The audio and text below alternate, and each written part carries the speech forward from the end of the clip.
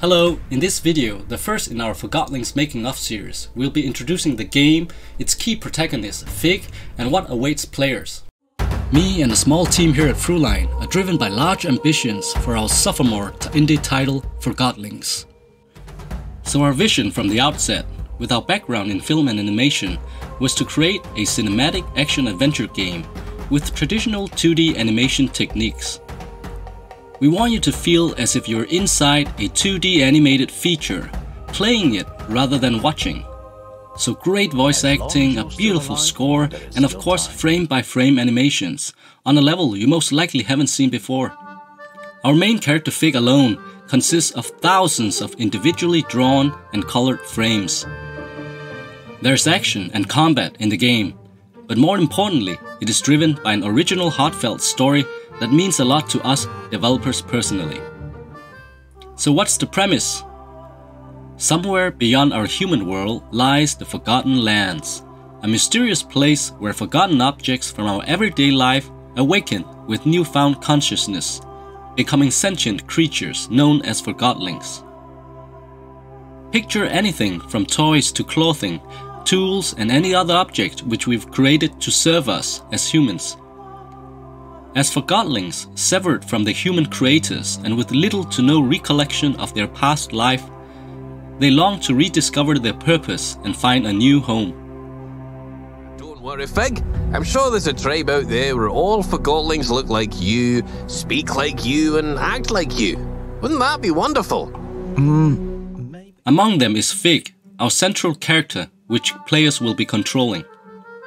Unlike the average Forgotling, Fig is a shooting star, a rare kind of Forgotling that descends from the skies, or what the Forgotlings term the ether.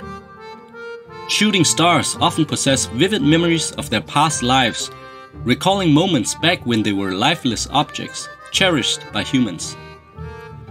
Fig's original form? A posing doll. Now Fig's personality is shaped by the relationships with his human creator and owners. He's an embodiment of goodness, optimistic and with a high level of empathy. The game will challenge Fig and the player with choices to make both during conversations and outside. But here's the thing, unlike a lot of dialogue choices in other games, these choices aren't there for you to choose between good or evil. After all, Fig would never intentionally tread an evil path. But as the saying goes, the road to hell is often paved with good intentions. Instead, there's a layer where it's about responding in a way that produces the best outcome in the long term. Decisions that can be based on your accumulated knowledge of the world and the psychology of its inhabitants. More on this in a future video. Okay, so let's get another thing out of the way. Why does Fig have his face on his chest? To some, it might feel horrific. But during the character design process, the idea came up and it was a fun way to communicate him being a non-human posing doll, while at the same time being able to emote more expressively as the main protagonist. Through glimpses of his origins, players will see why he ends up having this feature. While in our debut game, Forgotton Anne, we introduce Fig as a confident, Robin Hood-esque side character. Forgotlings takes players on a different journey, tracing Fig's evolution from a naive newspawn to a self-assured leader.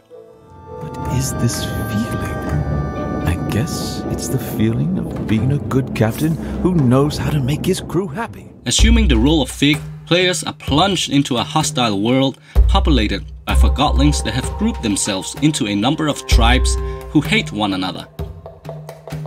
Eventually, you will be undertaking a crucial mission, uniting these tribes in order to tackle a larger threat, an elusive beast prophecy to potentially bring about the world's end.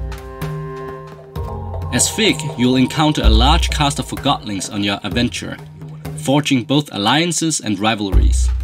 In the expansive realm of Forgotlings, sea travel is essential, and Fig will come to assume the esteemed role of a ship captain. The ship, of course, a sentient Forgotling himself, named Volaire. Together with your motley crew, you'll be free to travel the lands and explore magnificent environments, visit Forgotling tribes and immerse yourself in their cultures, all the while uncovering the secrets to Forgotlings' past, present and future. At the heart of Forgotlings lies the theme of purpose. For the inhabitants of this world, the concept isn't just on a philosophical layer, but palpably real, as each Forgotling grapples with the quest to discern their true function. I still haven't discovered my one and true function. I'm sure my value increases tenfold once I do.